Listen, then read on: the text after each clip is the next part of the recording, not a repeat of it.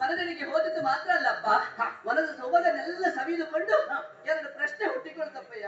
ಏನೇ ಅದು ಅಪ್ಪಯ್ಯ, ಆ ಮನದಡಿಗೆ ಹೋದೆ, ಅಲ್ಲೊಂದು ಮಲ್ಲಿಗೆ ಬಳ್ಳಿಯನ್ನು ಕಂಡೆ ಅಪ್ಪಯ್ಯ. ಹೌದು, ನಿನ್ನ ಅಮ್ಮ ನಟ್ಟಿದ್ದು ಅಪ್ಪಯ್ಯ. ನಾನು ಕೇಳಿ ವಿಚಾರಿಸಿ ವಿಚಾರ ಗೊತ್ತುಂಟ ನಿನಗೆ? ಎಂತಪ್ಪಯ್ಯ? ನನ್ನ ಅಮ್ಮನಿಗೆ ನಡ್ಲಿಕ್ಕೆ ಗೊತ್ತುಂಟು ಬಿಟ್ರೆ ಅದಕ್ಕೆ ನೀರ್ ಹಾಕ್ಲಿಕ್ಕೆ ಗೊತ್ತಿಲ್ಲ, ಬೇಲಿ ಮಾಡ್ಲಿಕ್ಕೆ ಗೊತ್ತಿಲ್ಲ ಅಪ್ಪಯ್ಯ.